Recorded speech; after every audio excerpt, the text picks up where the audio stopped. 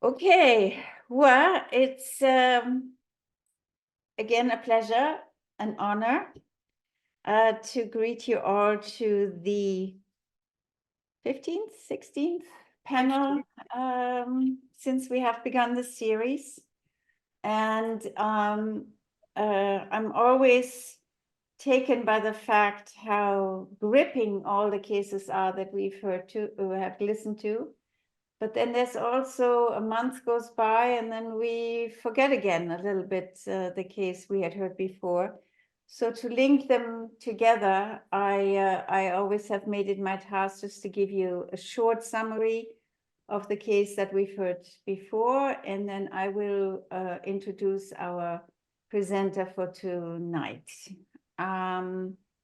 Last time we heard from Oleg, again, who had already presented a few cases to us.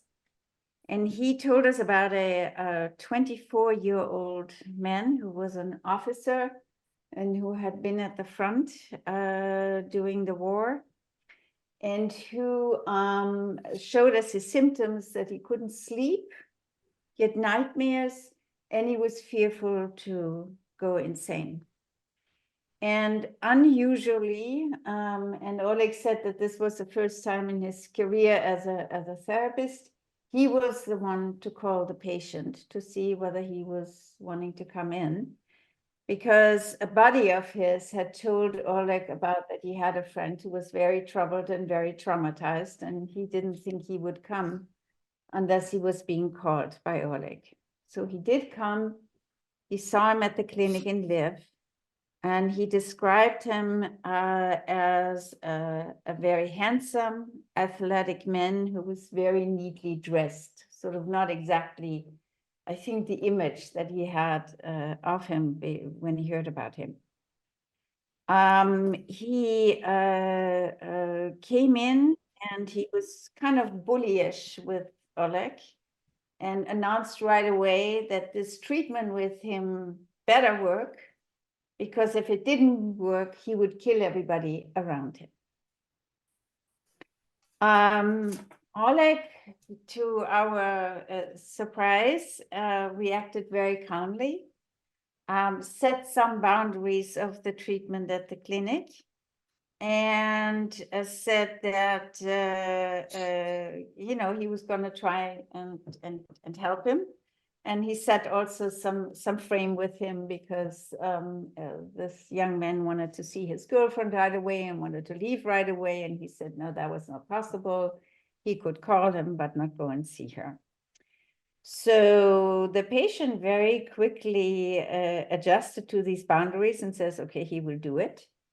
And then Oleg had, as he was talking to him, suddenly had the sort of impression that this patient reminded him of a cartoon character that we did not know much about, but apparently everybody in the Ukraine knows this cartoon character called Kapitosha. I'm not sure I'll pronounce it correctly, Oksana. Kapitosha, which is a combination of apparently Kapitoshka. Kapitoshka. Okay. Mm-hmm. Kapitoshka. And Kapitoshka is apparently a cartoon character who's a combination of a wolf and a drop of rain.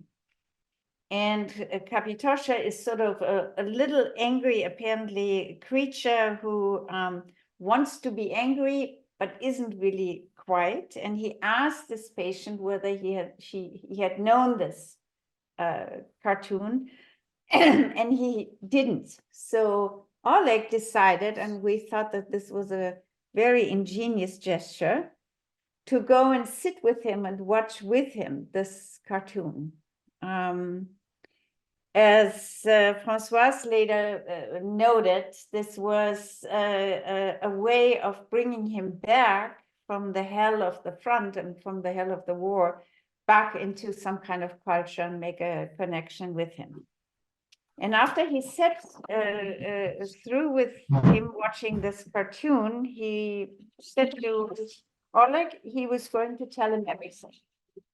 So what he told him a little bit about his past and about his parents. He had very young parents.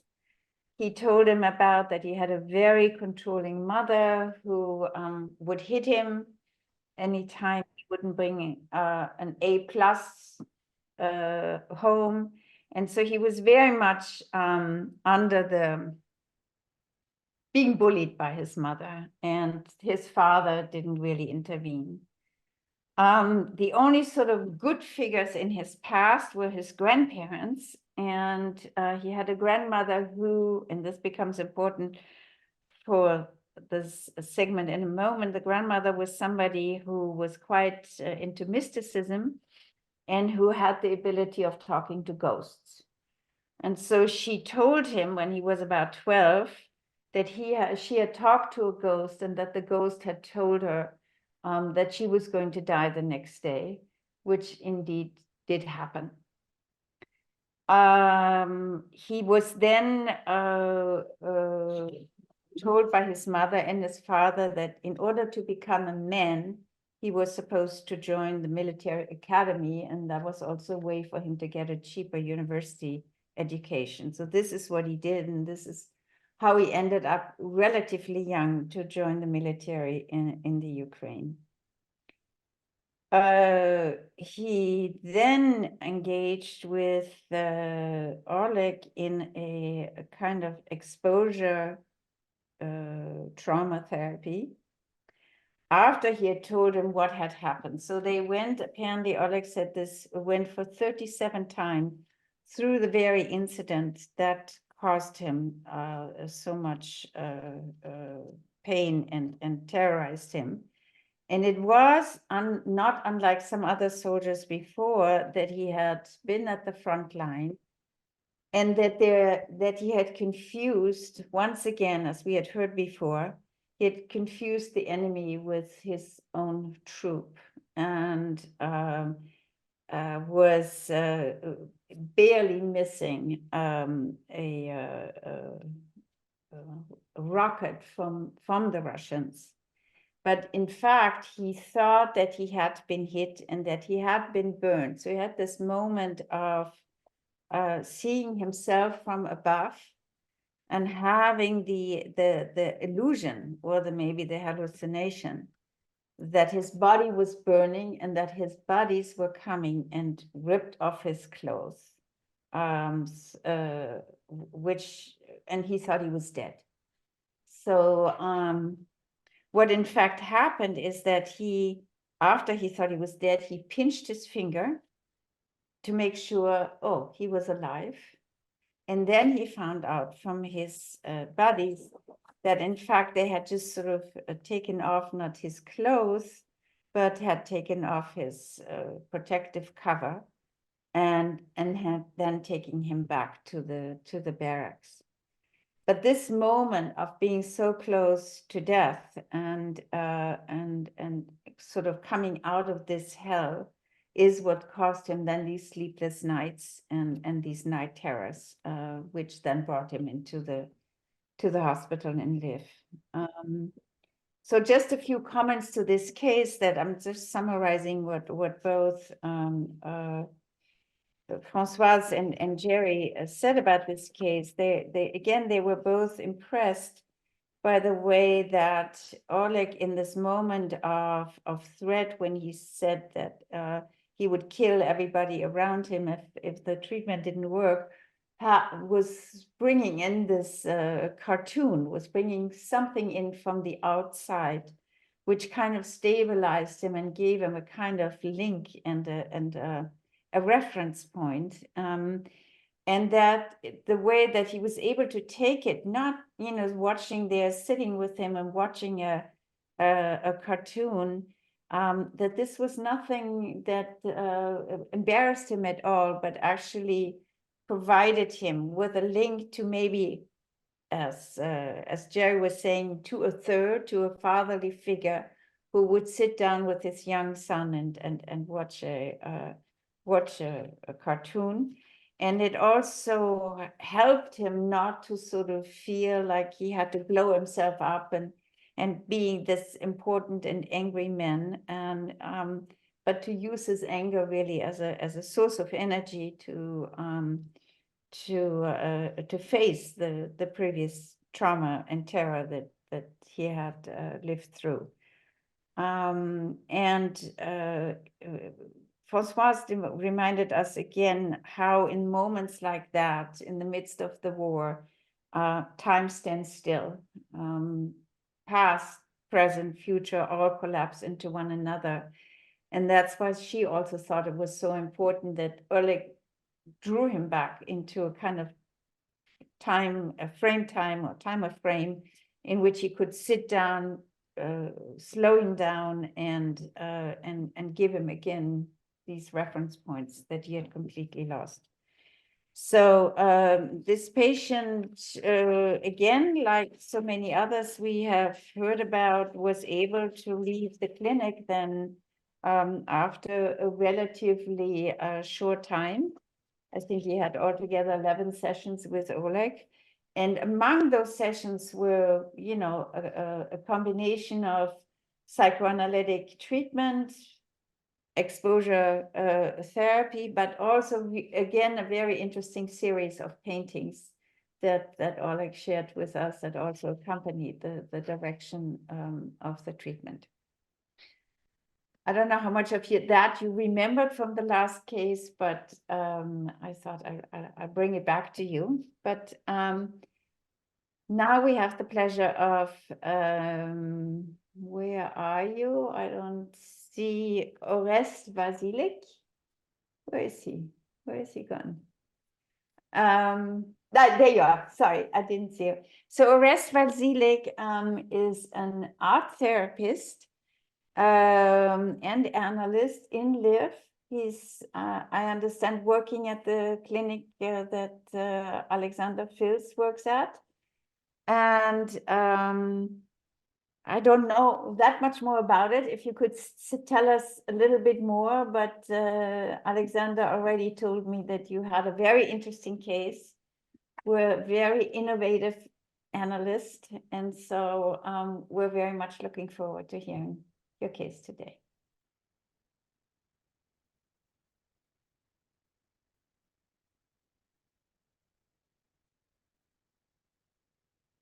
Yes. I'd like to introduce Orest just in 2 words.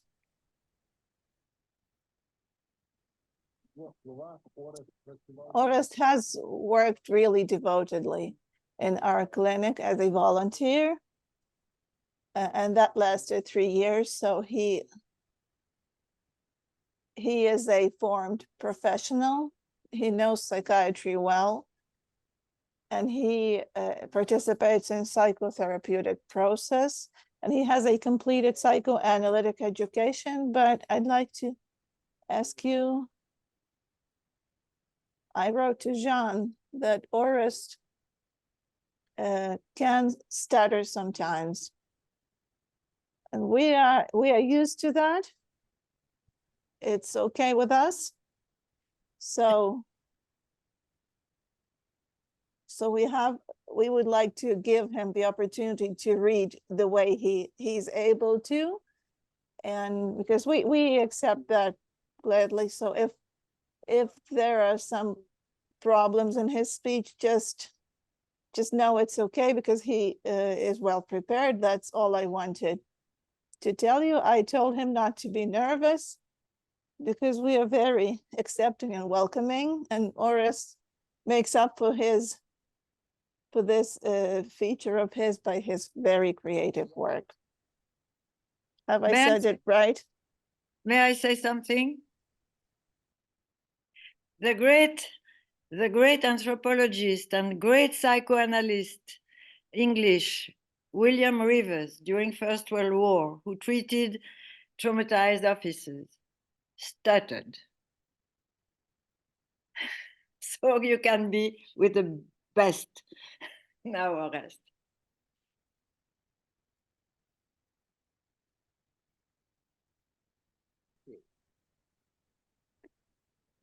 May I say something? May I say something too? I'm very happy tonight. I'm sorry, and then I'll let you speak, Vasilik. Orest.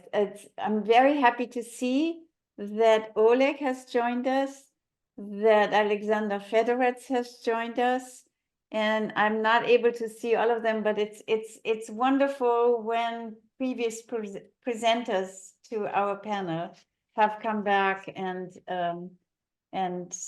can join us and can contribute again. Oleg, I think you missed my summary of your case. So it's really wonderful that you're back. Only partially, okay. If you have any disagreements, let me know. Okay. All right. Orest, it's your turn to present us your case.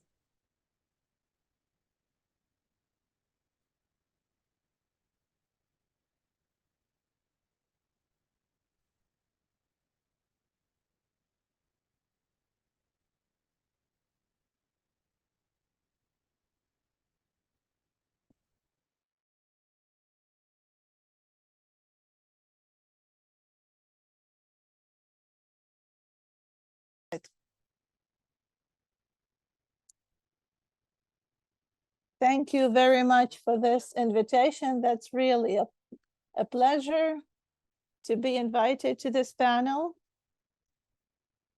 And it's really nice to hear such warm words about myself. I don't know if I can manage not to be nervous, but I think it's normal. And besides, it's been a pleasure, but it's a little bit of a stress. But I hope everything goes well. I received this proposal to present our work the day before yesterday, and my first answer was, I'm not ready yet. It's too early.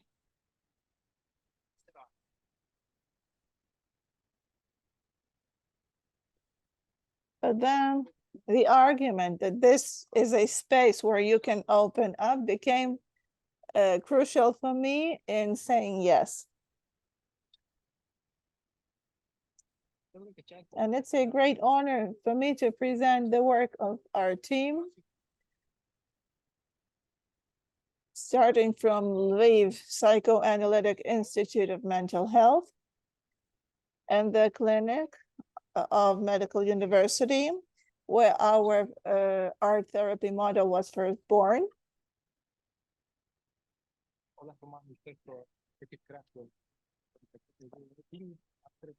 And Oleg Berzuk was the one to emphasize the value of art therapy in our work. And so it's become something I could rely on and continue exploring this modality and this kind of work. And with our good colleagues and friends from the US, from France, Israel, Austria, and other countries. And also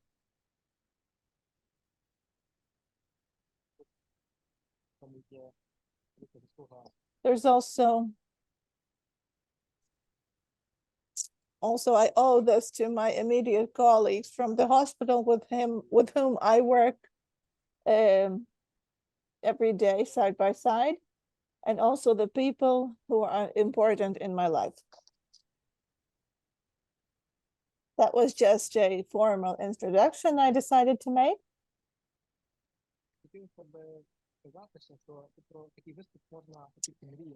I could also say that I could only dream about presenting like this, but actually it's really, really sad to be here and to bring what I'm bringing here today. As one of my patients said,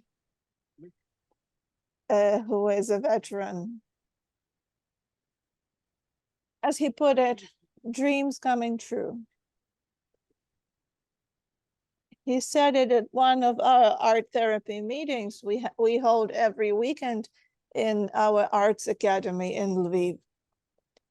Having been in the war and having gone through amputation of his right leg and after two strokes, and having learned to speak again, use his arms and walk, he reached a hobby that he thought he was thinking about all his life. He started working with leather. But we're not talking quite about him today. This is what I just wanted to illustrate, to say that it's really scary sometimes what a person has to be through to reach something they really love. There are actually so many stories that it would be a sin not to mention others, but while I was choosing intuitively the case for presentation today, I picked a case about a person whom I really like, someone who found a monster in themselves, but who was able to stop in time. For me, it is a very sad, but at the same time, successful story. And I picked this case. It's like a golden axe everyone has to pass in the war. So I'll read to you some reflections and our mutual insights into our work with the patient. So it's about the feeling and wish of revenge and the unprocessed grief that remains in the corners of consciousness, exhausts a person and leaves no strength for something that's really needed for life and for living people. And this story is about that sometimes we are very violent in our fight for something that is already gone, and this aggression hides sadness and isn't the way to do the things we need to do. Okay, a man once came to see me. He was in his mid-20s, a military person who was continuing his service in Lviv after his injury. And recently his fiancée had a miscarriage. A short while before that incident, this patient was coming home in a car when suddenly, when he was driving across a bridge, everything went dark, and he lost control of his car and had a car accident. He was alone there, and nobody else sustained any injuries. At the same time, he learned about the death of his close friend. And after a while, he started using alcohol. And these events all happened one right after the other in a time span of 1 month, just before he came to see us.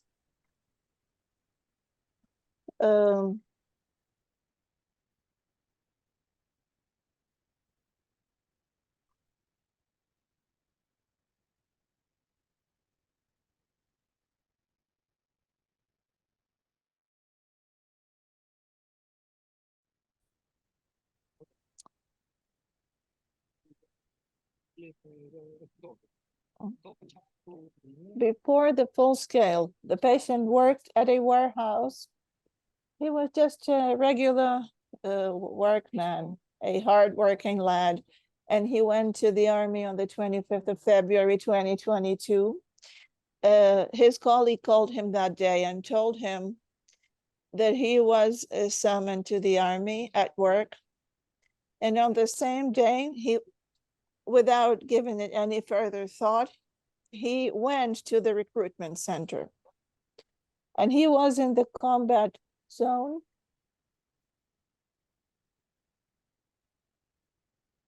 looks like we lost our speaker. Let's wait for him to come back.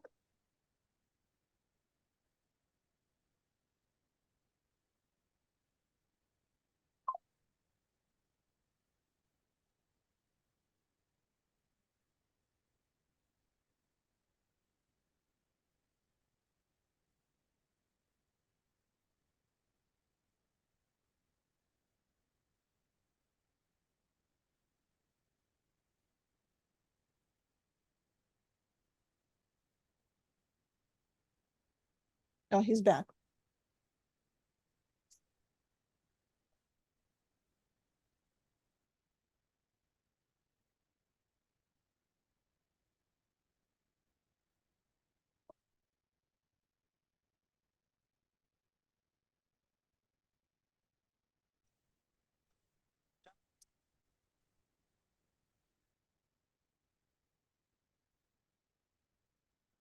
No, we don't, Oksana, we don't hear you now in Yeah, English. I just wanted to tell.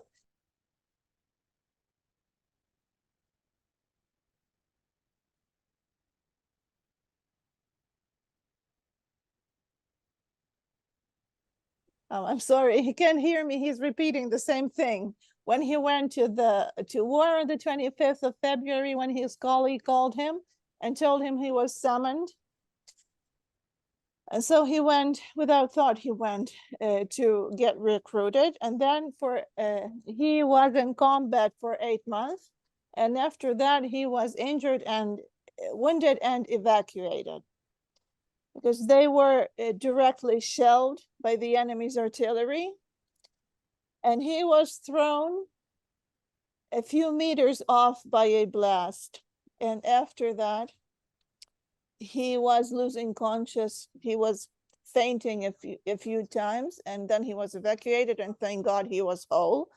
And the patient was telling me about the things he experienced in the war, and he was expressing anger at sometimes absurd commands, and also about the luck that was following him during his time of staying there.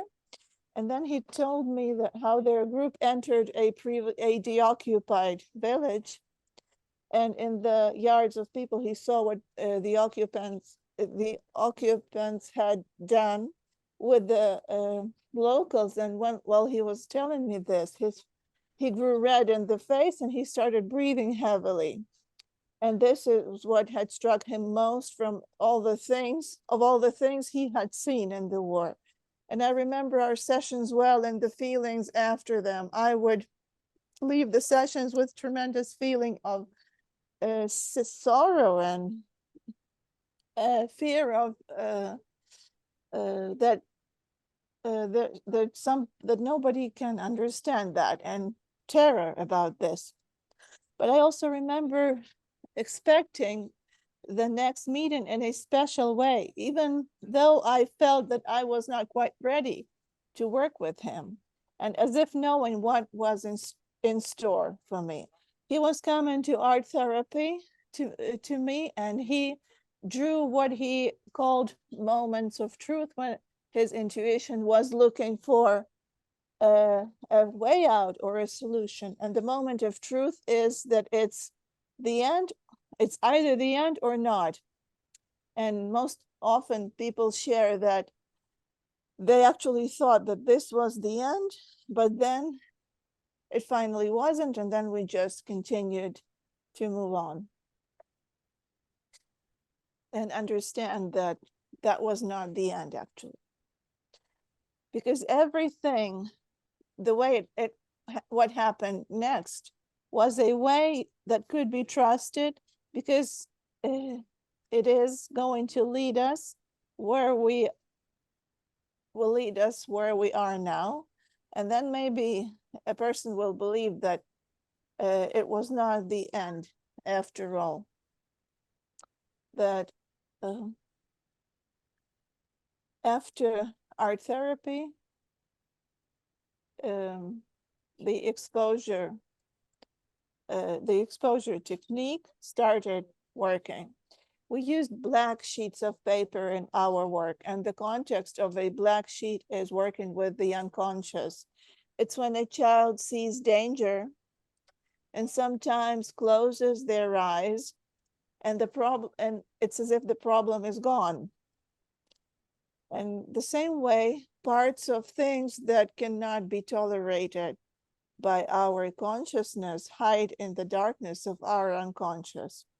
And a picture, a drawing, or a painting as a manifestation of intuition brings that into the context of a person's experience and helps to make it all more obvious. Then we can try to find a way from the moment when this happened to the moment where the person is at this present moment. For example, the other day, one of the patients shared with me, I have this fear that once I open my eyes, I'm in the trench again.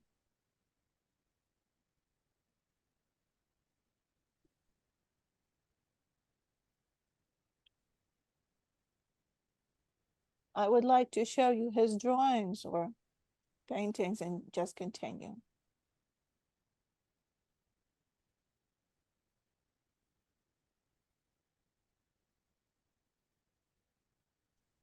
Could you pin Orest?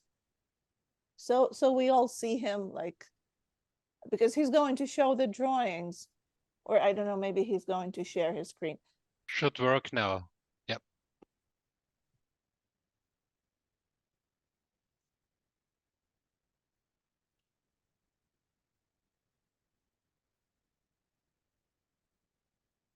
I'm afraid we lost Orest again.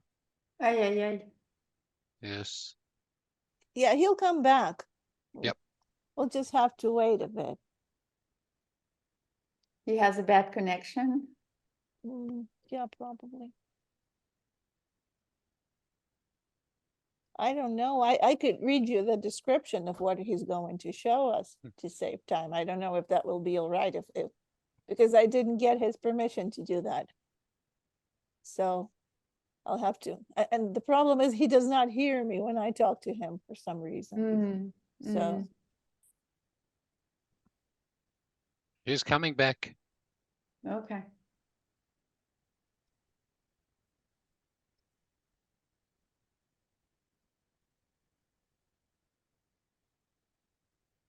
There he is. sorry about this.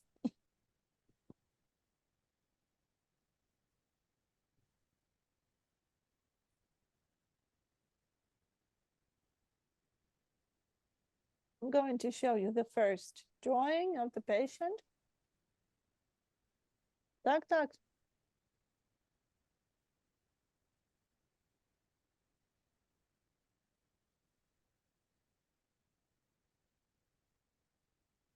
Uh-huh. Done. Yes, we can see it. This was his first drawing of this patient. And in this drawing is a way, that's a way you have to walk through, but it's not really easy because there are obstacles. On one hand, it's feelings of guilt. A person cannot afford to walk this road. On the other hand, another obstacle is anger and even envy because of the lack of powers and force and resources. And this person does not believe they can walk this way. And I could show you how these extremes look in drawings, the extremes of guilt and envy. And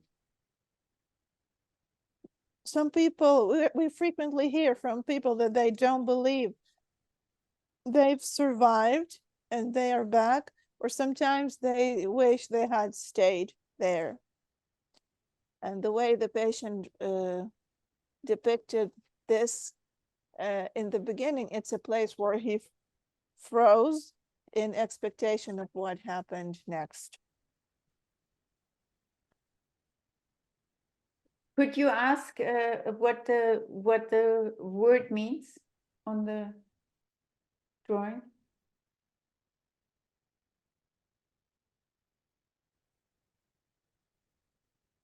Yes,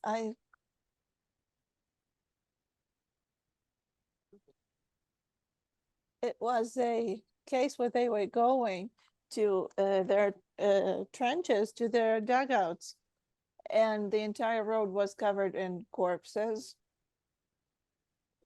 And it was the first impression he remembered in art therapy.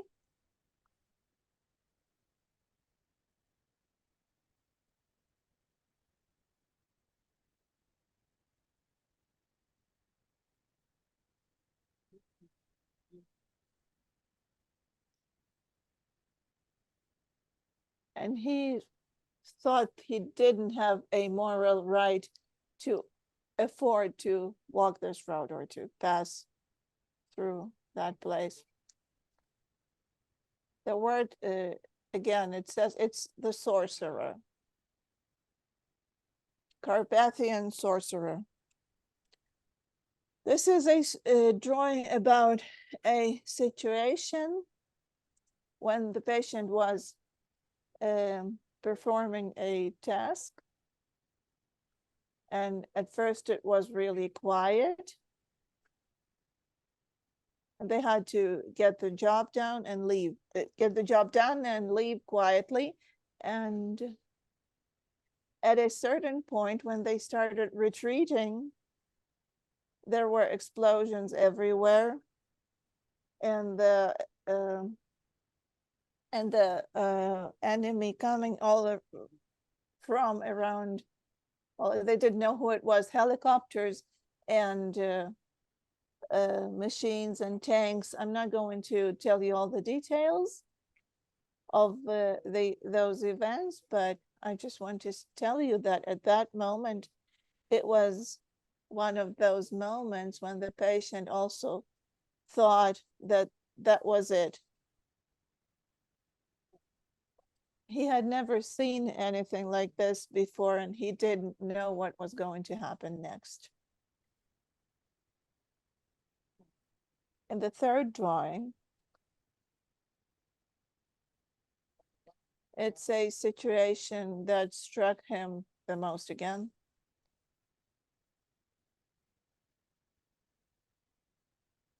He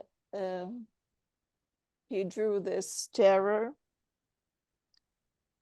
It's the moment when they entered the people's yards and saw what the occupiers had done. A corpse of a person hanging in the tree, cut off heads, torn out teeth, and body parts scattered. And there was this cellar, and it was really scary. It was terrible to just enter it in your thoughts. And that cellar became the epitome of the atrocities, of the terrors he had seen, but also an epitome of his further identification with the aggressor. The patient told me that after what he had seen, he started implementing his revenge. But with every time, he felt even worse. And he felt that his craving for revenge was only increasing, but he could not stop himself. Thank God there was an older man in their team who once stopped the patient by the following words: "You have to stop. Otherwise, you're not going to be any different than them." The patient stopped. And after that, he was overwhelmed by terrible apathy.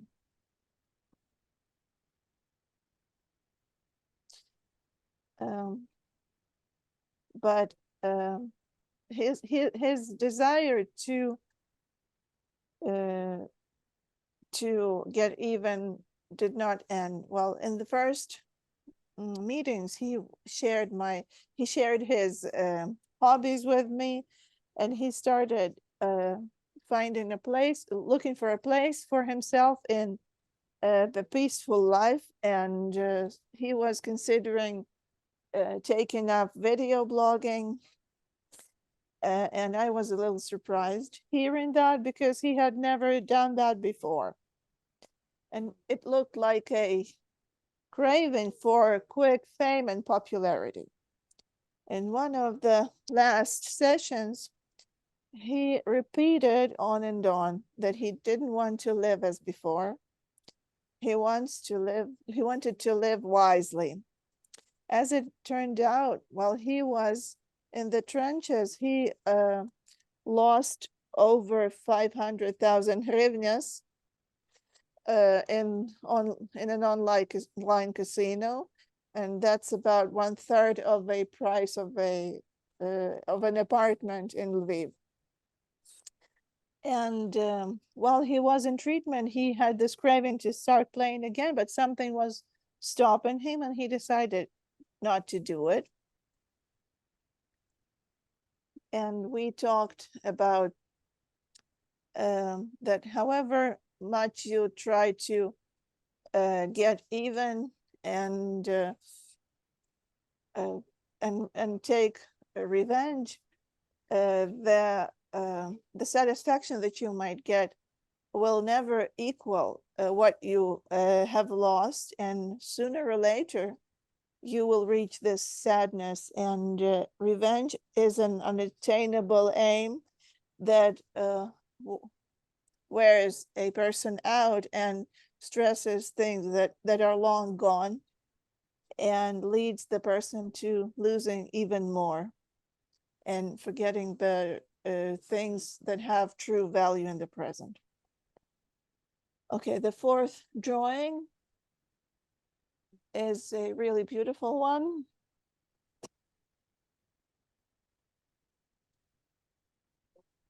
Because in this picture, the patient drew his sadness.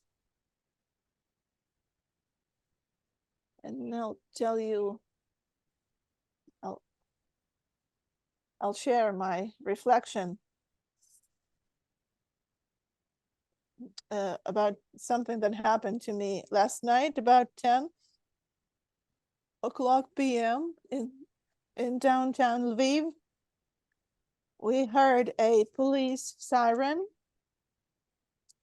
and it was not clear why it was moving really slowly. And every now and then, the policeman would announce something loudly. And there were musicians there who had by then accumulated quite an audience of people, and they were singing songs of Scriabin. That's a Ukrainian artist who died in a car accident 9 years ago. And after following the police car, the musicians quieted down. And after that, we started hearing the song that usually accompanies funerals of Ukrainian soldiers. And there were a white van was coming, carrying the bodies of the fallen soldiers. And life stilled for a moment, and tears welled in everybody's eyes. Some people kneeled down, and the street was dead silent. And when the cars passed, people who used to sing songs before started dispersing, and some of them were yelling, "Putin is a dick." And while seeing this tragedy and hearing that song, you still have to get up from your knees to move on, because the death does its own and the life does its own. This is the river of sadness with a bridge across it in the picture. And this bridge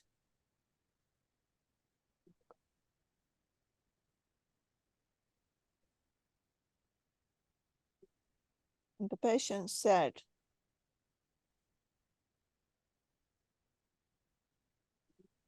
that this bridge leads you from emptiness to life. I don't know what to be scared of, what I should be scared of more. Walking this way or not walking this way, because observing how people have walked this road, they often share that they encountered emptiness and they don't know what to do next. And being aware of that this, the awareness that it's possible to walk this road, it doesn't make it easier, it makes it even sadder. But thank God we have humor, and we haven't reached it yet. We're just walking this road, and we're glad when other people laugh. Although sometimes you feel like crying because of that, and you just go and continue your work. And it's really not nice to think that we still have this war going on. And this bridge is probably about how to grieve properly. But unfortunately, the reality is such that we'll have to cross that bridge many more times. Well, these are my brief reflections, and this is the dynamics of our work with the patient. Oh, yeah.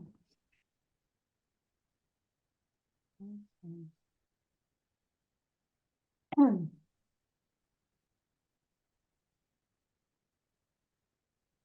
Thank you, Orest, Yeah,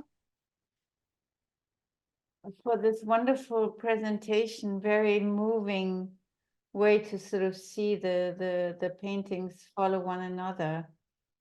And also, I'm always thinking backwards when other people have presented drawings, and the bridge often appears as a symbol. And this one, the last one, it's almost like two bridges next to one another. You could sort of look at it that way.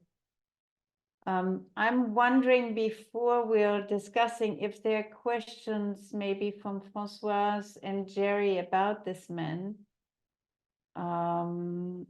Because we heard about the tragedies that happened to him on a bridge before he then joined the military. But I'm wondering if you could tell us maybe a little bit more about his family history, whether that might be useful to I just have a understand. question. Is the accident, the car accident on the bridge and the miscarriage of his fiancée was before the war, before he went to war, or after? Before. After. After.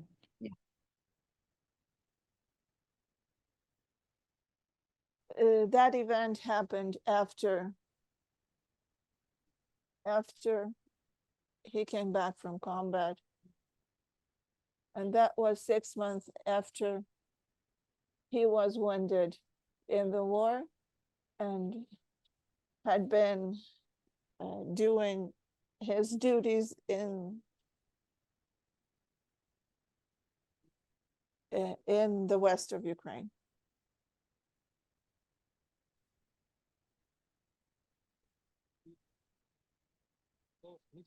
And that all happened within 1 month.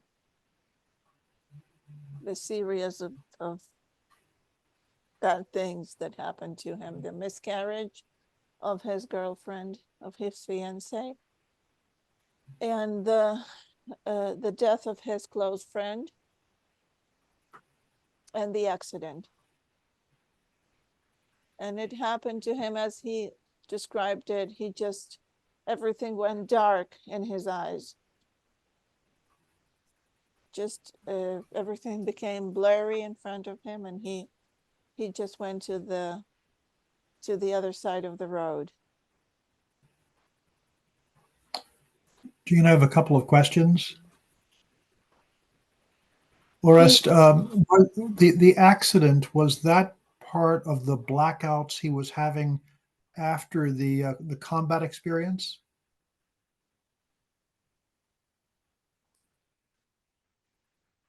Was that part of combat?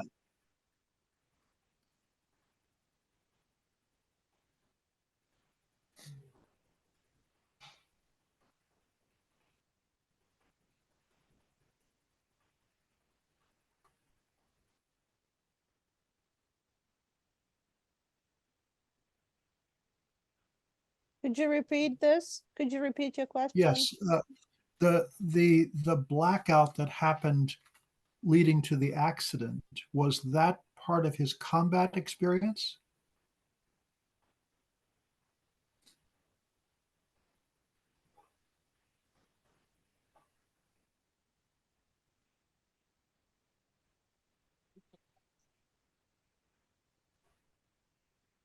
I'd say he didn't really connect these things. He just said that he just didn't feel well while driving. Mm-hmm. I see. Unfortunately, at that moment. Yeah. And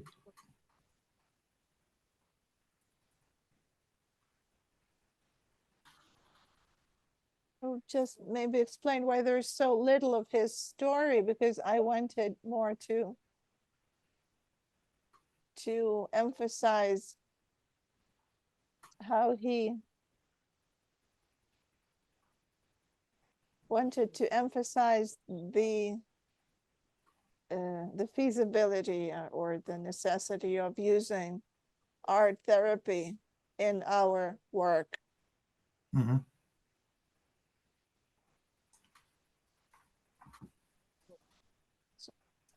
So that was what I wanted to Mhm. emphasize in this work. Okay. And two other questions quickly. I didn't understand what he was envious of, and I didn't understand why sorcerer.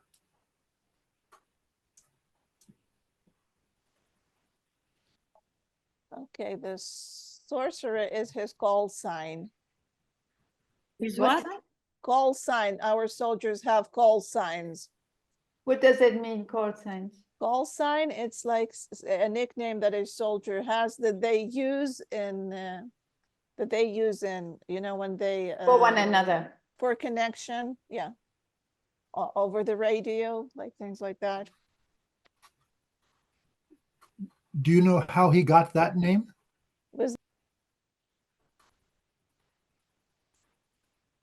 No, I don't.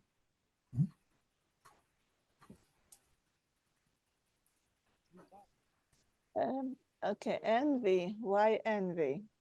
Uh-huh. Because he told me that about how he told me how looking at other people who are living a civil life, a civilian life, he feels certain anger at them, and even sometimes there were conflicts that he had.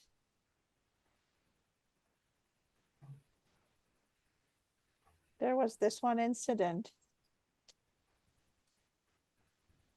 when he and his buddy were sitting at a cafeteria outside, well, and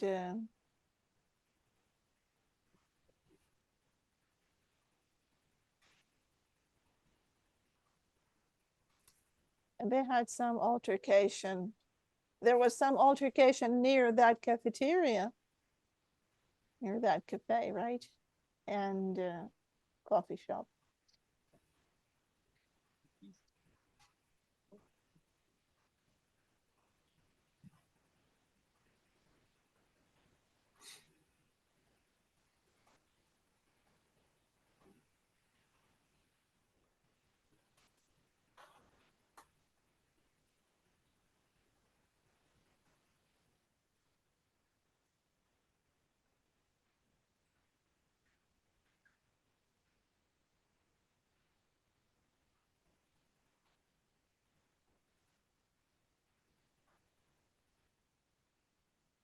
a man was involved in this altercation, and he turned out to be an internally displaced person from the east of Ukraine, and he told something, and he told this. He said, just go to the east to the war, and the patient was really enraged about this. And he said that he could hardly hold himself back and not attack that person. And he said that the only thing that saved that other man was that his little daughter was with that man, because he could not allow himself to do that in front of the girl. And he said that that situation really bothered him for a long time, and he could not get over it. But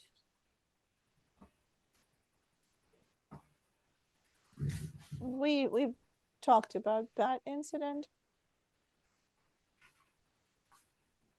That was rather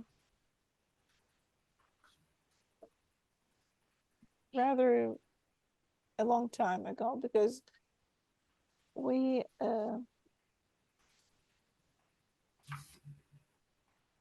I'd say that I saw him last over 6 months ago, so I cannot remember some of the details of our meetings, but I remember these general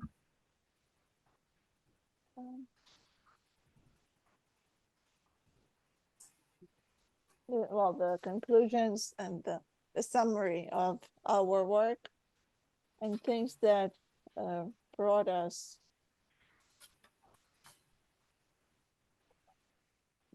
to this last work of his, to something that will help him grieve and move on from emptiness to life. Thank you. Yes, Orest, you say you are not ready, but are we we are never ready to face and to face what he brought and what you also could bear and be there. This is a very, very strong presentation with all the coming. It's to be facing death. Death is there all the time, and yet we go further, and yet there is death. And you made us feel that you are an art therapist, and you are really an art therapist with talking to it, with telling stories, because you convey. We are there with you during the session, even if there are not the details. It has not to be ordered. And what I am striking is the progression. It goes from the road full of corpses, and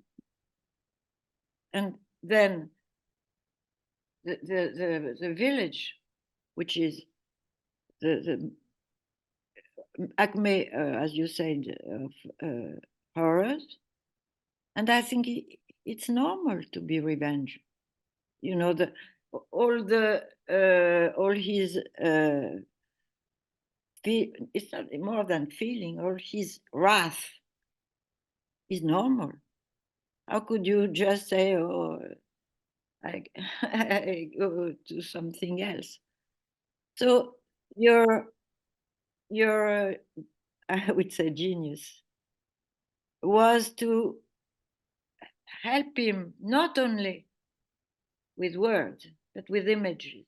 There are images which he could not only put what he was feeling, but his experience, but also see his progress,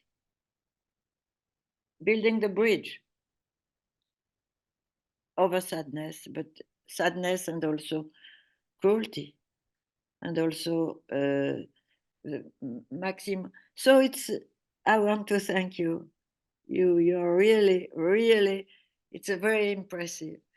And also I wanted to add that I wanted to ask you, how long did you see him?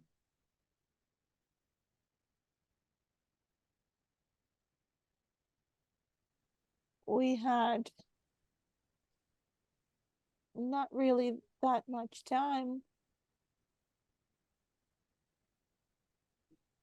It was 2 weeks of work, during which we were able to see each other about, I think, 6 times. God. Not really a lot, but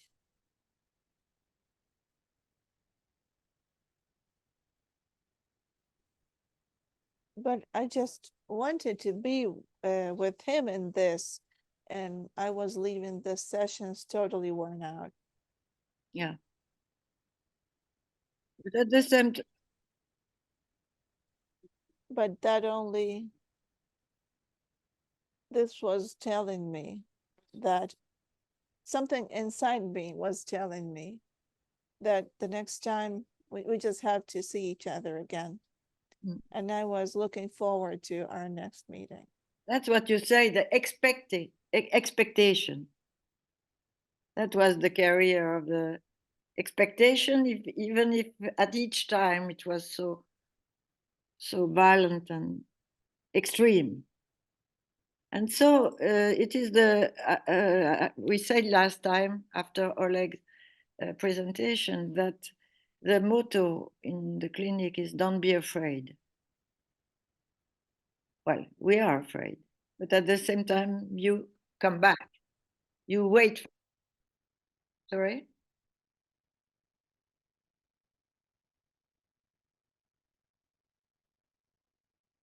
You know, it was really interesting that the drawing with the atrocities, it was not really easy to discuss this one. No. I had the impression that he was seeing it right there in that moment while he was describing this. And for a long time, he was just sitting there in silence. And after that, he started shivering, but he actually then first he dared draw it, and then he dared to tell me about it in sequentially what happened after what, and all the things he had seen and everything that happened afterwards. And when he was able to talk about that, he was different already after that. He was a different person after that. Well, just one thing. What was the bridge between him and you? The speech, because it's speechless. And the speech of this old man. Was this old man in the military, or was he somebody from the village who said, don't stop on those? You will lose even more.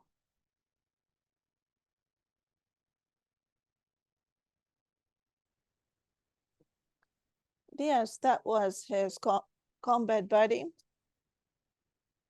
who told him, listen, you have to stop, otherwise you will be no different than them. And he listened to him. Yeah. The Alexander Can I and then ask a Bernd also question? had his hand up. So Bernd, do you want to go first, or do you want to let Alexander go? I just have 3 questions, and thank you very much for this really impressive presentation. I just wanted to know do you order him something to draw, or is it free drawing? And the second question would be, is he left or right-handed? Do you remember?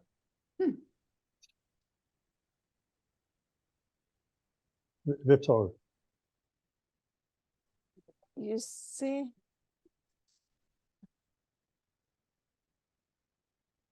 Yeah, those are good questions. Thank you. They sort of bring me back on track and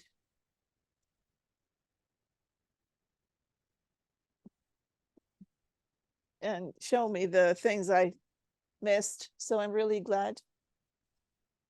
But I can't remember whether he was right or left-handed. And the topic, well, I often tell my patients that the intuition will work its way for you. It doesn't have to be a drawing. We do not aim to draw something specific. We don't have a goal to draw much or little. We just have to listen in what our intuition is going to tell us and do exactly that. Some people just come, look at the sheet of paper and say, well, that's exactly how I see it, the way I feel, just a blank sheet of paper. And so our work has already started by then. That could be the first association to follow. Bernd, you said 3 questions. You had 2. Do you have another one that you wanted to ask? Now, the other one he already told us. I wanted to ask how many time there was between these drawings, but it was 6 weeks. It's all. Oh, that's okay. Thank you very much. Oleksandr, you're next. It was 2 weeks. It took us 2 weeks to draw, to do all this work.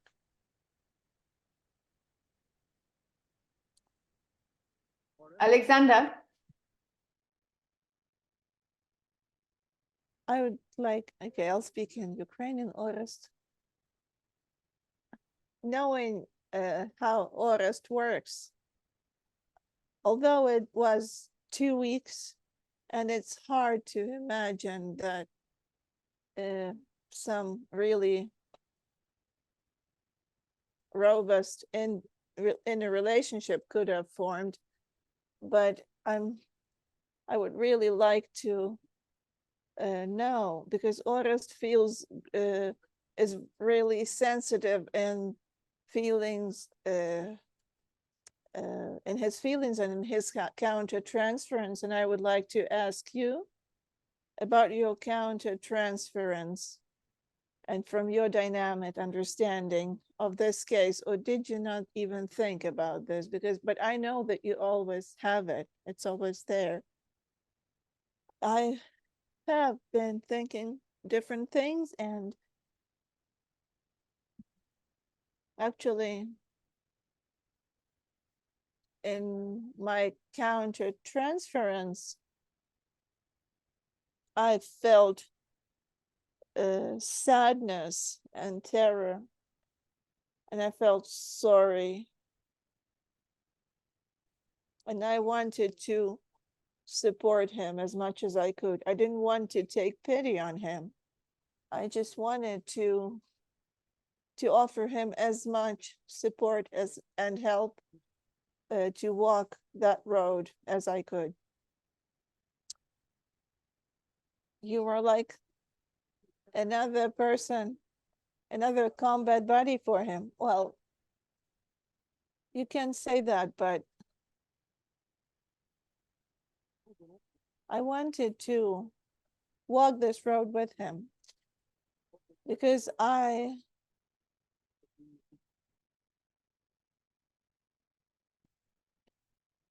took up this part of his experience, which was not easy to feel, and these were also certain things that I was feeling myself, but I wanted to be open with him and as simple as I could be, and honest, because when I saw him for the first time, I thought it happens often. And I'm thinking, what can I possibly give to this person right now? How can I possibly help? And so I don't know.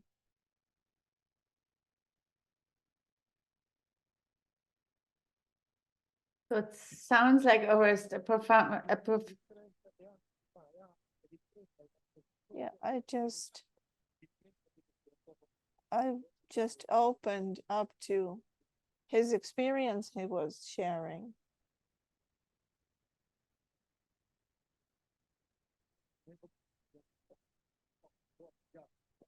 Okay, thank you. You walked the road with him. It's not only on drawings, but you were walking, but with your body with him. It was not only a representation, you were actually on that road. I like very much that expression.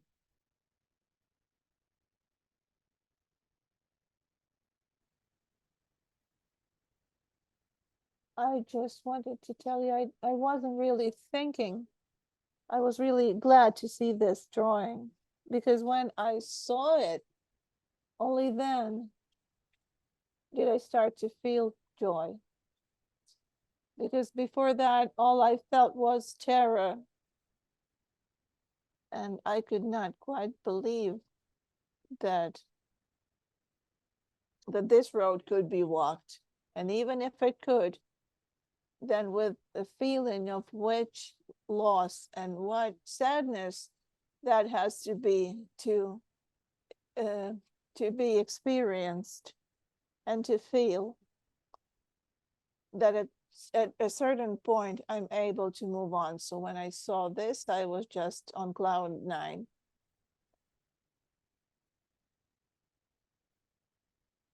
So I was really. May I say something perhaps? Françoise, hold off a second, because there are two people. There's George and Jerry, and then we'll be back to you. George, and Oleg.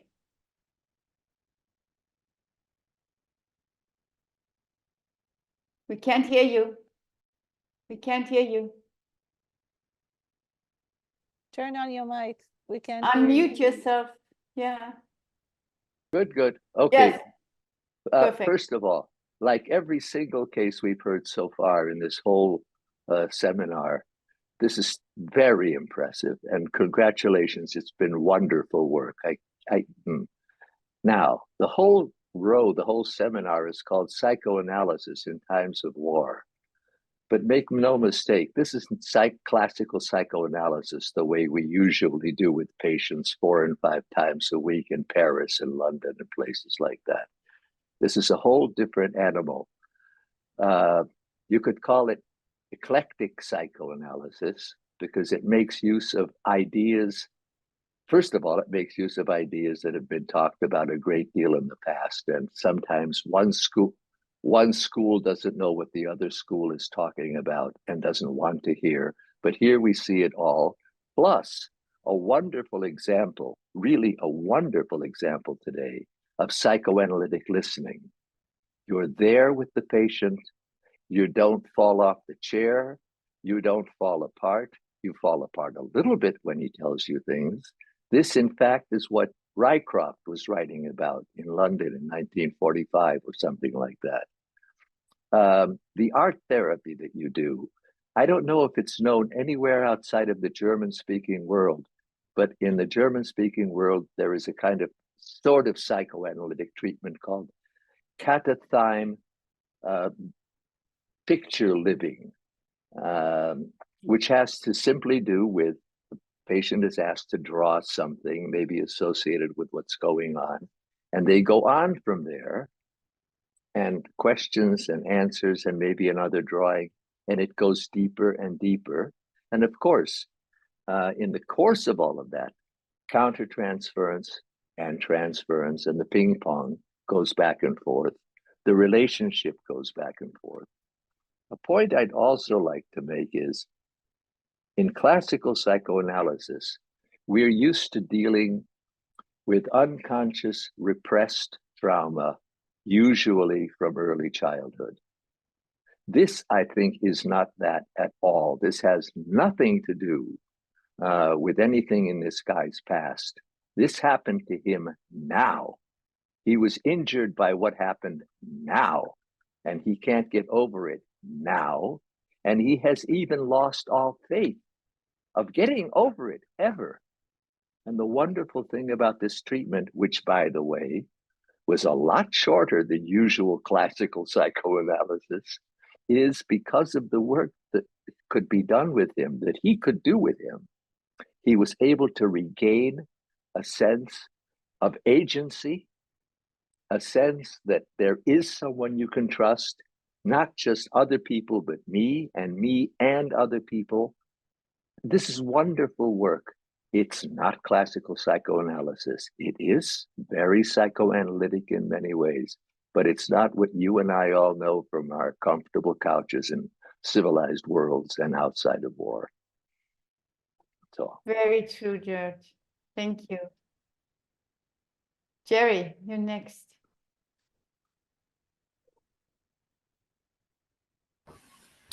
Yeah, thank you. And Oras, thank you so much for this presentation. It's extremely moving, and you know, it's very beautiful in so many ways. It's also so terribly sad. I wanted to pick up on a couple of things from the very beginning. Not being ready. Françoise mentioned this. You didn't feel ready for the next session with this man, and you didn't feel ready for the presentation today. And I think that carries, as Françoise was saying, in a sense, the nature of trauma. No one is ever ready for the trauma. In fact, that defines trauma, that it happens in a completely unanticipated way. One is never prepared.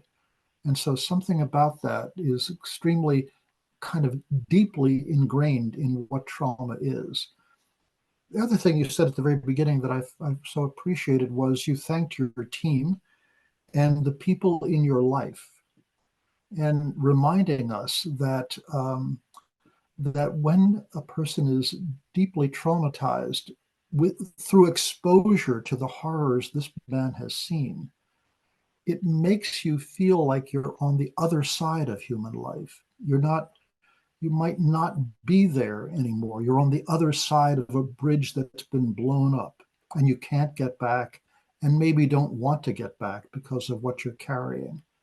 And there are moments in the story when, you know, the other people in his life, whether it's the buddy who says, if you keep going this way, it'll be a disaster, or the little girl at the cafe.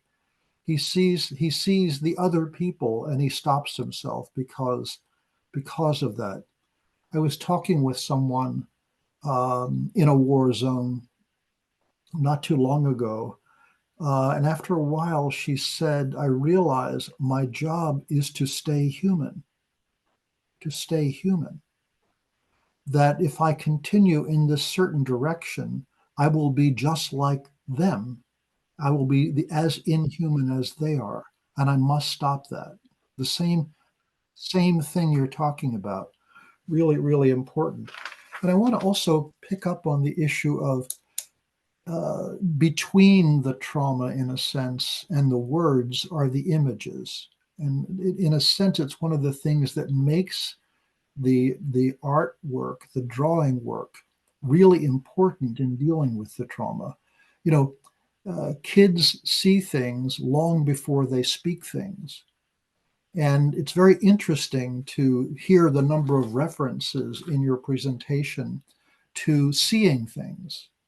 The child closes her eyes and then opens them.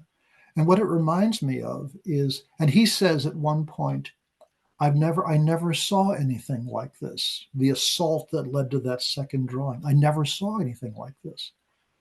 So it reminded me that when it comes to sleep disturbances, which so often traumatized people suffer with, there are at least two reasons for that. If they close their eyes and go to sleep, they think they're going to see in their nightmares the trauma. Or if they close their eyes and go to sleep, they're afraid that they're going to wake up and see the trauma. There's as much a fear of awakening as there is of sleeping for some traumatized people. And I hear that in this case. If he opens his eyes, what will he see? And that's why I think the accompaniment of the drawings is so important for him, that you were with him every step of the way there. So, and then last thing I want to say for the moment is, as I said earlier, when people are exposed to this kind of horror, they feel like the experience has taken them to the other side of life, where they're possibly no longer human, or they've seen something that they don't want to, in a sense, they feel they can't come back from. So in a way, I think the bridge is a bridge to mourning, but it's also a bridge to trying to come back in a more full way to what it feels like in a more human and more civilized world. A very difficult decision. And at some point he said, I'm not sure I want to do that. But the work has allowed him to face that decision and take those steps. So thank you very much. Oleksandr Fedorovitz, nice to see you again. And then Oleg, I'm sorry. Dr. Fedorovitz, hello.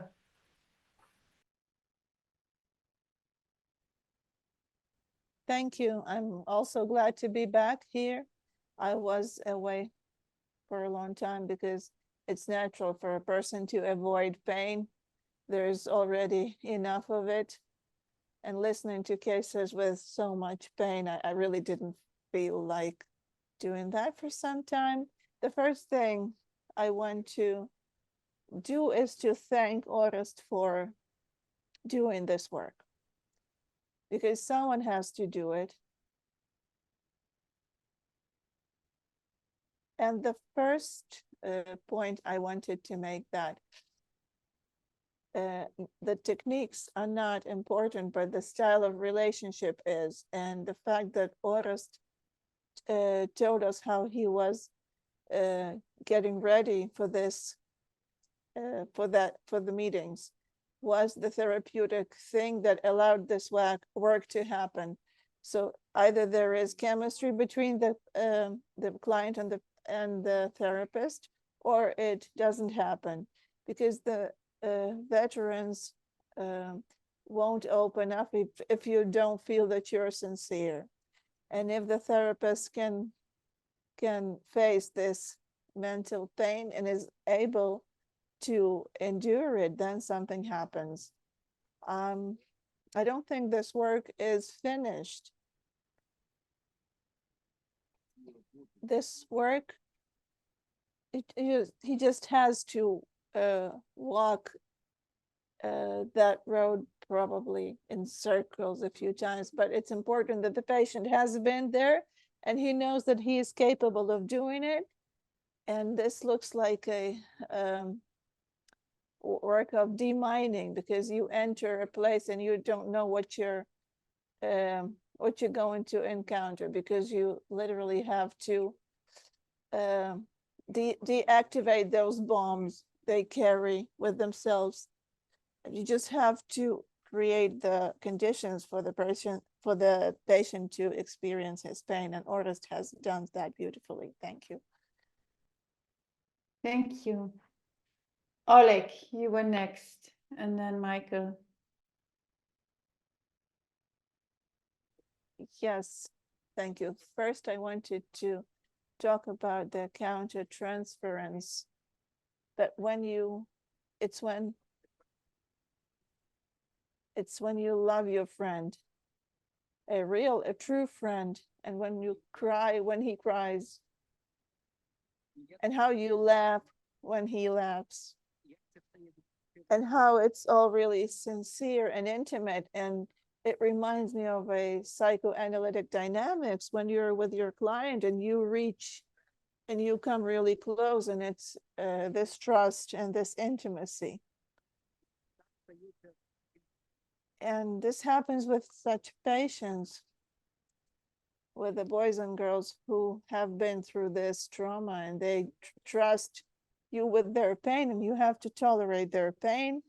And the case that Orest has presented and the technique, I would say that's it's unique because without any doubt, it's a form of exposure therapy, but not a traditional one. Talking therapy, but more talking and art therapy, and it's really intense because it combines probably two systems, the system of speech and the system of images, and it's really intense. As you see, it's over 6 sessions and this incredible result. But there's also a secret to this, that this therapy, exposure therapy, was carried out by a psychoanalyst, a therapist who lives with his patients, who loves his patient and is afraid of his patient, and these feelings are creating the process of relationship to that patient. And I'm really glad because we all, the therapists of Ukraine, we need to find a model of a fast, unfortunately fast, condensed treatment of people who are trauma survivors, because we're going to have hundreds of thousands of those. And I think that these things are really important. It's important that we describe them, we draw them, we talk about them, and we build a model. But as you see, it's like a multi-modal approach, but I'd like to say that psychoanalytic understanding is key to this kind of work, and the client feels that. And thank you, Orest, very much for this case, because it's extraordinary, I would say, although it's pretty typical right now. Thank you. Thank you, Oleg. Michael Feldman. Hi, Michael. Yeah, thank you. It's a terrific presentation, and it was very strong. You had, I imagine, the time you needed, even if it didn't feel like the time you wanted, the amount of time you wanted, which I realize mirrors the treatment itself, which was so short. And you accomplished so much. I just wanted to make 3 points, questions, really. The images are unforgettable and very evocative. When you first described the patient, you mentioned meeting him in a kind of hell, personal hell, of course. There was the loss of a baby. I think it was his baby. You didn't discuss that more, but I understood it to be his baby. His friend, who also died. And on the bridge, his accident, his blackout, sorry, seemed like, to me, a possible suicide or a psychic death or losing his mind, or all of the above, which I understood then, as you continued on, left him without a symbolic mind, or in a kind of psychic collapse, where he was abandoned, let's say, with his rage, his revenge, and his envy. And we learned from you only toward the end, it was his envy of the civilians who didn't have to endure what he endured, which I thought was also a really powerful point. Moving on to what you did, I think it was a beautiful example of letting, we might say from a relational approach, you let the patient decide how best to use you. Many factors contributed to that, of course, but you weren't trying to do something. You told us you didn't instruct him what to draw or what to make of it, in his thinking. And to use your word and the word others are using, you accompanied him. And Robert Grossmark in New York is someone who's written about psychoanalytic accompaniment, which may be familiar to, I know is familiar to some here and maybe new to others, which is certainly has something to do with your empathy, which is deep and authentic, but also your capacity to bear witness in some way. Because much was said, though much was unsaid, I understood that you felt his terror, you felt your own terror. Start with your own first, hand his, and whether you express that in words or not, I think he understood that you understood his terror. And it's the beginning of a therapeutic process, not the end of one, but your capacity to do that, I think, was really moving, in fact. And to be with him in his overwhelming experience that was first externally on the battlefield, and then was internally, the internal one, which is haunting him. And I just want to say one last thing, elaborating on that.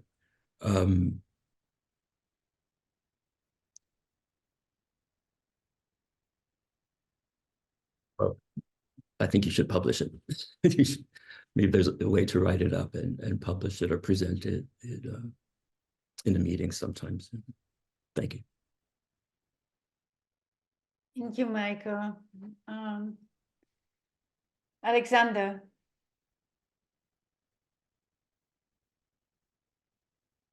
We need to hear you, Oleksandr.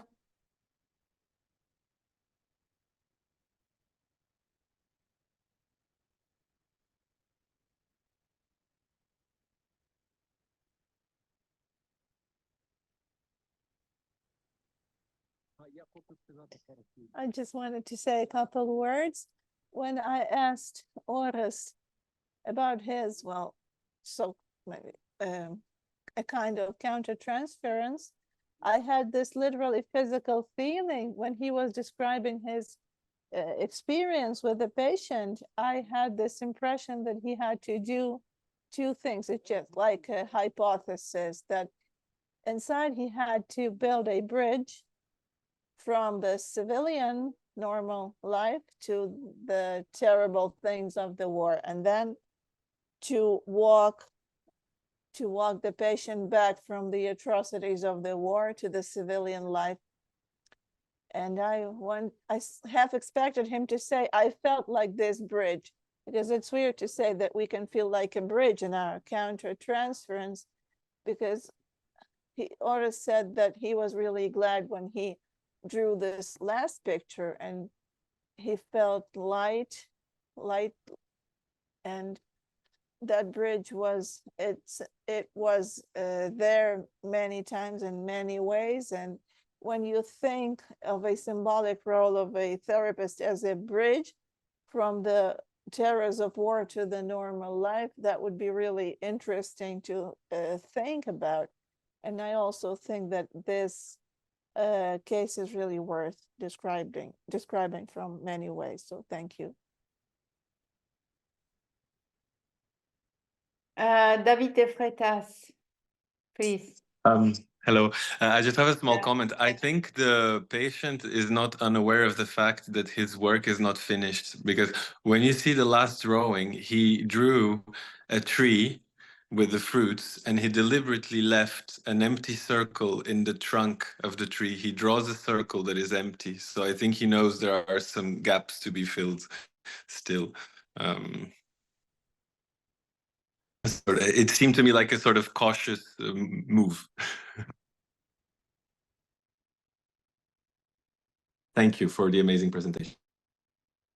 May I say something too? If we're with the pictures, if people remember it, it seemed to me the first picture where there is the road with just the people walking, and I think he said, and where his name, the sorcerer, is written very in capital letters almost. To me, it seemed it could also be viewed as the seamen, the little that are trying to flow and get stopped. I don't know if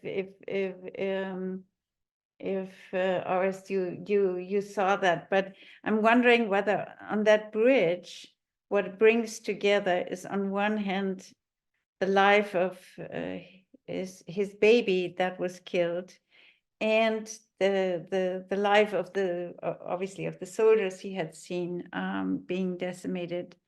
But it seemed like there's sort of both a movement and a death at the same time, captured in that very first drawing, that he then develops otherwise, because the last one is almost, it's so full of light and so full of bloom. It made me think of the bridge of Monet's garden in Giverny. So it's quite a development there. But I don't see Orest. So Françoise, you wanted, I cut you, so go ahead. Wonderful. First, I want to go back also to the last picture. There is a word, I will shock you, that I don't like, is counter-transference. Why counter? Transference is a bridge over this road full of corpses. Transference is a bridge. We don't counter something. We are more as it's an exchange. But the last picture, I thought also a bridge to the beyond, like in the no theater. Well, that is in Japan, where the soldiers come back from the beyond to dance the atrocities that they suffered. So on that picture, the bridge to the beyond, there are stars instead of explosions. And I was very impressed by the musicians who started from a song to another for the funerals. So it's at the same time, when are we ready for that moment, which is so important? And I am very, very impressed, even if, as said Oleksandr, it will come back into circles. But the first, how would you say, pillars, the first bridge has been set. So you will be going to and fro to the frozen, to the life. It will. So that's what I wanted to say. And okay. May I just add one short comment, since you said it's not counter-transference, but it's a transference from the analyst. The other way that Lacan also defined the paternal metaphor is of the father going from one bank of the river to the other. So carrying something symbolically from one side to the other. So I think among many other roles you played for this man was, may not be the old man, but you were the young man helping him getting over, finding a symbolic world. So it's interesting he chose this. Alf, hello, Wilhelm. Oh, hello. Many thanks, Orest, for this. You were a true therapist, and I've learned a few things from Françoise, and one of the things I've learned is she uses this word therapon.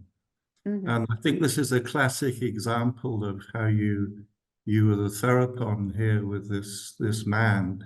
You stood beside him, as you say, you were his buddy. You went with him. You accompanied him to the underworld almost, and then you came back. You both came back, and I think this is a wonderful example of what I've heard Françoise talk about, the therapon from the Greek, where the word therapy comes from, and which I didn't know. Many things I don't know, but I didn't know it came from there. So thank you very much. Thank you. And the double role, the double meaning of this word in the Iliades, the second in combat, but also the one who performed the funeral duties for the people on the road who are left without any grave. Yeah. So that was also in the picture at the end. Michael, you have your Yeah, Mhm. I'm glad Françoise brought up her work herself, but I wanted to also just add a compliment to your earlier paper on the bridge in psychoanalytic dialogues about working in the bridge world that Adrian Harris discussed. And the no theater and the metaphor is, I think, a very powerful one in this case. And since somebody else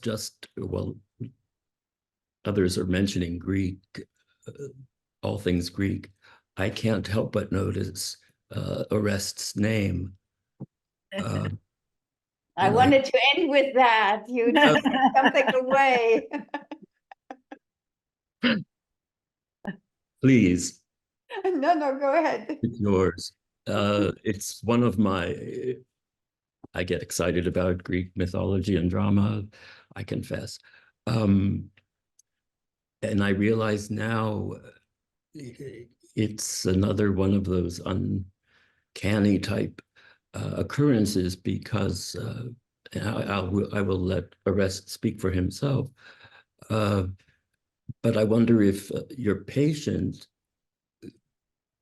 knew something of the meaning or the origins of your name, whether or not it ever came up, but it would be interesting to a group of analysts sitting around talking about cases of war and fathers killed by various enemy combatants, including mothers. And it's a story about revenge, which of course you did not accompany this man on his path of revenge. You accompanied him on his path away from. You may have crossed the bridge into the land of the dead, into the bridge world, but you were able to bring him back.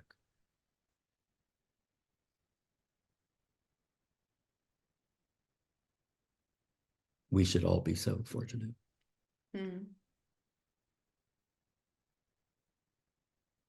Jeanne, tu dis ton truc sur Oreste? Oui, je peux le faire. I wanted to end with that because I think you really have made, your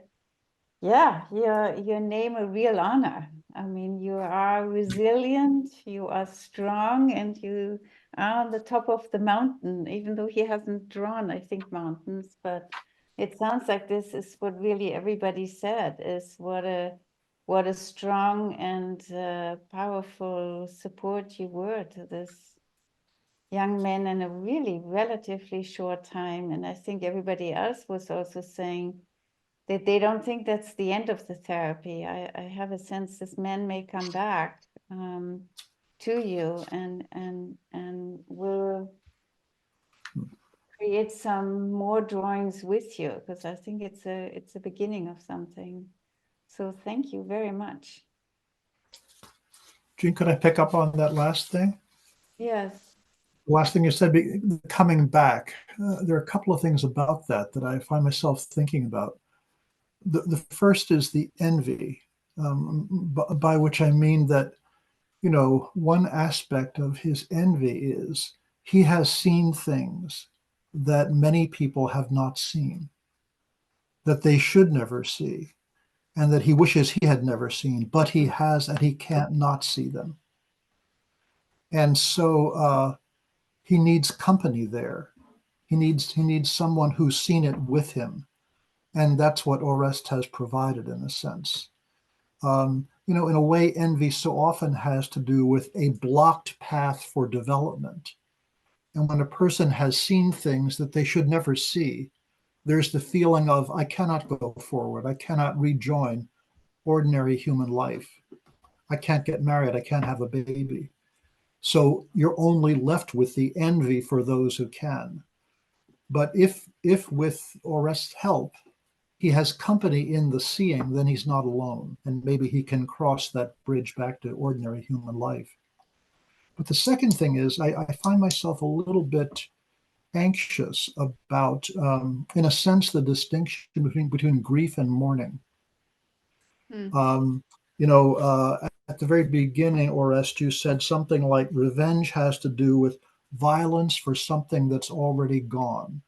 And I agree with that. I agree with that. I think so often grievances and, you know, the violence that's associated with grievances are a defense against grief. They're a way of saying something's in the future when it's actually in the past. But as the story about the funeral van and the singing the song tells us, grief is not in the past. The losses are not fully in the past because the war goes on. And there's, in a sense, a piling up of grief upon grief, which, in a sense, inhibits the actual process of mourning a loss that's over with. It's not over with. There's another path, another body in the path forward. And I think that's a challenge that our Ukrainian colleagues can tell us about over time, what one does with cumulative grief, with grief after grief. I imagine that from that angle, the impulse toward revenge is actually an impulse toward living, toward being active, toward, you know, feeling the rage and expressing it. And so in a way, I can imagine going back and forth over that bridge between grief and rage again and again.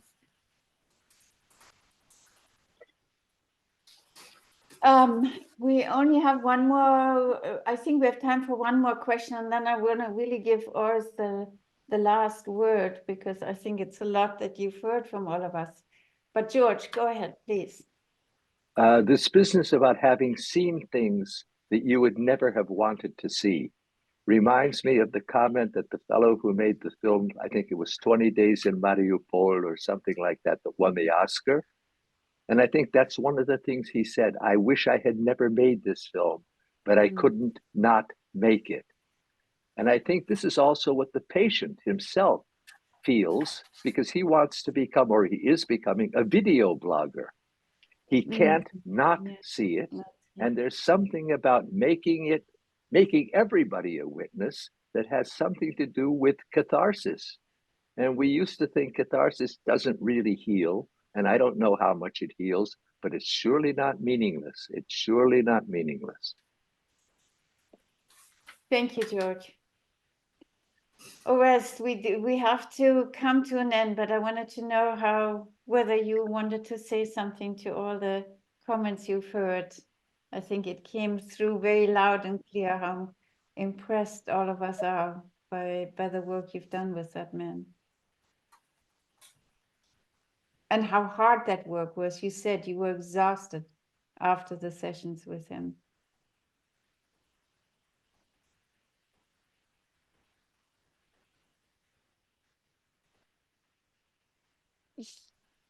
I felt as if I have crossed this bridge today, because it has been built for me tonight. And I felt that our tonight's meeting has been this bridge for me. Mm. And this transition.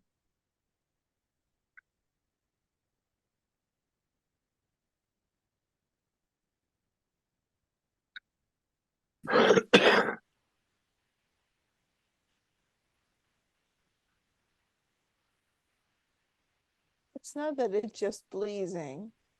It was really important for me to hear this tonight.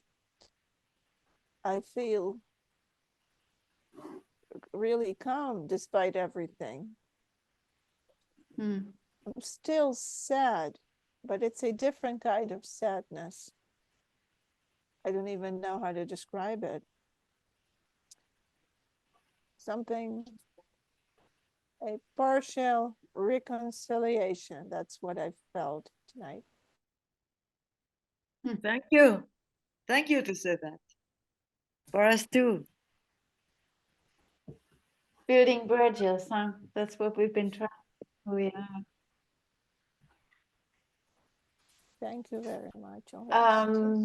Buddy. I wanted to let you know, building future bridges to our next meeting, that we know the next 3 meetings. We'll send you, we'll publish it on the website again of the Freud Museum. But the next time we'll be meeting is Thursday, April 18th. Then Thursday, May 23rd. And the last meeting before the summer break will be June 13th. So we'll write them down again, and They're in the chat. they're as well. already they're also in the chat. Yes. And I'm sure that Oleksandr, you will find us again a wonderful case, as moving as this one was. And thank you for also sharing those incredible paintings with us.